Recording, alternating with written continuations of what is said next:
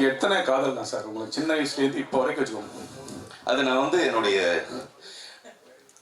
என் நினைவு தவறும் வரை உன் நினைவும் தவறாது நான் ஒரு கவிதை எழுதியிருப்பேன். என் நினைவு தவறும் வரை உன் நினைவும் தவறாது. அப்படி எனக்கு ஒரு நினைவு தவற ஒரு நேரம் வரும்போது மொத்தமா கூட்டி பார்த்து நான் சொல்றேன் எத்தனை காதல்.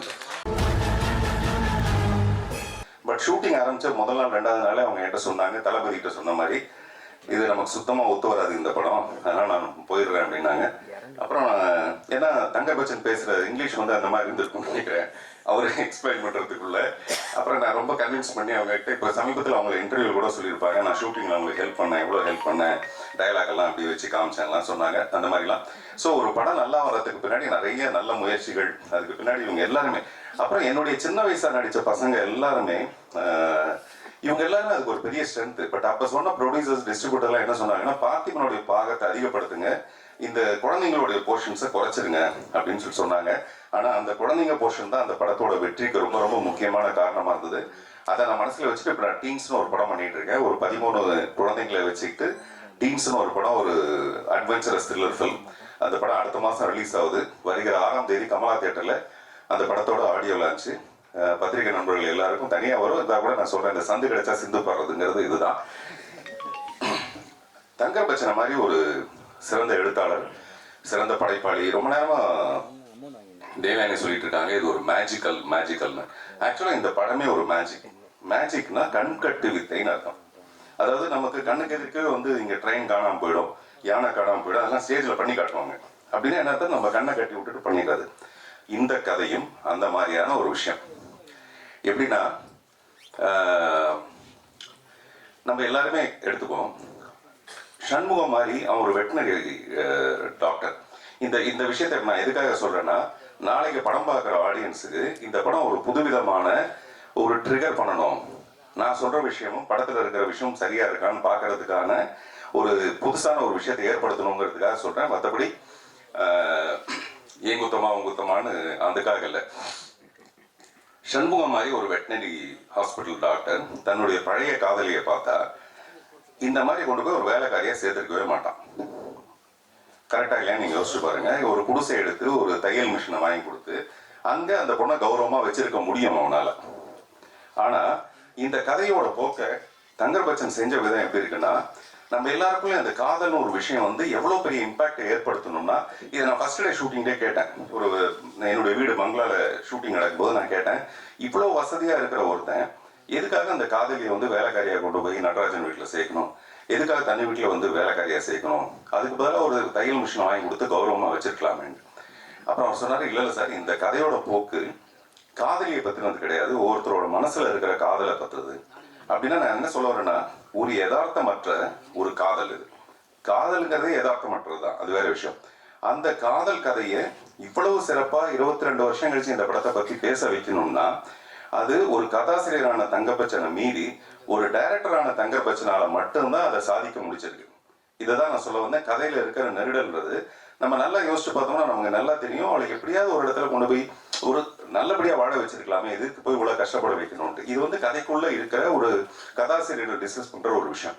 ஆனா இந்த கருத்தையே நமக்கு தென்படாத அளவுக்கு, நம்ம மனசுக்கு வராத அளவுக்கு, அந்த மேஜிக் மாதிரி, கண்கட்டு வித்தை மாதிரி இந்த உலகம் பூரா பரகி இருக்கிற காதலை சொல்லி, அந்த காதல் மூலமாவே இந்த அழகியோட மனசை சொல்லி, அதை இவ்வளவு பெரிய விஷயமா பண்ணிருக்கிறதுக்கு வந்து முழு பொறுப்பும் முழு தகுதியும் தங்கர் பச்சன்கிற ஒரு மிகப்பெரிய இயக்குனரால மட்டும்தான் செய்ய முடிய விஷயம்.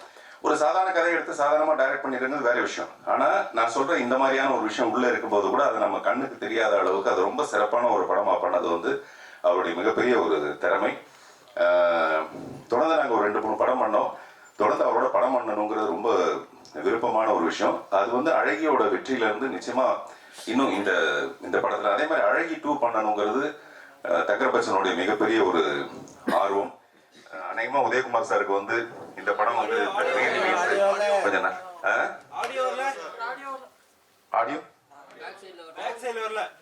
ஆடியோ ஏன் வரல,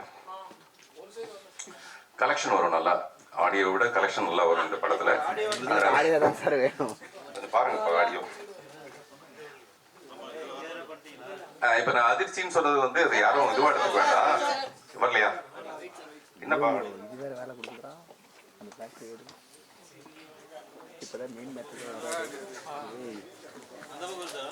ஓகேயா இப்போ ஓகேயா சரி ஓகே. ஸோ அதனால எதுக்கு சொல்ல வந்தேன்னா, அந்த மாதிரி அழகி ரீரிலீஸ்ல இந்த படம் ஒரு வெற்றி அடைஞ்சு அழகி 2-ஆ இந்த படம் வந்து மாறணும். நந்திதா தாஸ் நேற்று கூட என்கிட்ட ஃபோனில் பேசினாங்க. நிச்சயமா அந்த அழகி 2க்காக நான் காத்துட்டு இருக்கேன்னு, நானும் காத்துட்டு இருக்கேன். உதயகுமார் சார் சொல்றேன். நான் உங்க எல்லாருக்கும் என்னுடைய பணிவான நன்றி, வணக்கம். Thank you sir. அதிர்ச்சி சொல்லவே இல்லை சார். சார் அந்த அதிர்ச்சியான தகவல் மிஸ் பண்ணிட்டீங்கன்னு சொல்றேன். இல்ல, அந்த அதிர்ச்சியான தகவல் தான். என்ன சொன்னோம்னா, அழகிய நம்ம இவ்வளவு தூரம் வந்து பாராட்டிக்கிட்டே இருக்கோம், அவளு மாபெரும் காவியம் எல்லாம் சொல்லிக்கிட்டே இருக்கோம். ஆனா அந்த காவியத்துக்கு பின்னாடி இப்படி ஒரு யதார்த்தமான ஒரு விஷயம் மிஸ் ஆயிருக்குங்கிறது சொல்றதுக்கு தான் நான் அதிர்ச்சியான தகவல் சொன்னேன். நீங்க அதிர்ச்சியான தகவல் அதை மீறி ஒண்ணு சொல்லிட்டு இருக்கீங்க.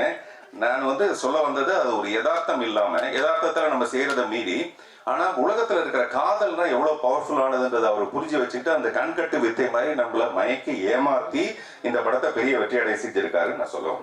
தேங்க்யூ.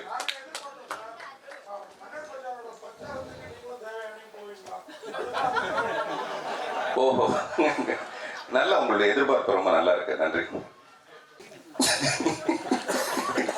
பேச்சு திறமையும் ஒரு காரணம். அப்புறம் பழைய காதலியை பார்த்தா எப்படி இருக்கும்னா, இப்ப நம்ம நந்திதா தாஸ், அதுதான் சொல்றேன், நந்திதா தாஸ் அங்க ரோட்டோரத்துல பார்க்கும்போது என்னவா இருந்ததோ அந்த மாதிரி பல சந்தர்ப்பங்கள் எனக்கு ஏற்பட்டிருக்கு. இன்னும் நிறைய மாதிரி ஏற்படணும்னு ஆசைப்படுறேன். உண்மையிலேயே என்னுடைய அடுத்த புத்தகத்தோட பேர் வந்து வழிநெடுக காதல் பூக்கும். வழிநெடுக காதல் பூக்கும். காதல்ங்கிறது ஒரே ஒரு தடவை வந்துட்டுலாம் போயிடாது. காதல் வந்துகிட்டே இருக்கும். பட் அதை ரிசீவ் பண்ற அளவுக்கு நம்ம இருக்கணும், ரெடியா இருக்கணும். உண்மையிலேயே உங்களுக்கு எத்தனை காதல் தான் சார் உங்களுக்கு சின்ன வயசுலேருந்து இப்போ வரைக்கும் வச்சுக்கோங்க? அது நான் வந்து என்னுடைய என் நினைவு தவறும் வரை உன் நினைவும் தவறாதுன்னு ஒரு கவிதை எழுதியிருப்பேன். என் நினைவு தவறும் வரை உன் நினைவும் தவறாது. அப்படி எனக்கு ஒரு நினைவு தவற ஒரு நேரம் வரும்போது மொத்தமா கூட்டி பார்த்து நான் சொல்றேன் எத்தனை காதல். ஏன்னா நம்ம இப்பவே முடிவு எடுத்துட்டோம்னு வச்சுங்களேன், இதுக்கப்புறம் வர காதல் அதிகமா இருந்ததுன்னா, டே அறிவு கட்டோன்னே நீ ஏன்டா இப்பவே முடிவு எடுத்துட்டேன்னு நாளைக்கு வரப்போற காதலி நம்மளை கோச்சு கூடாது இல்லையா?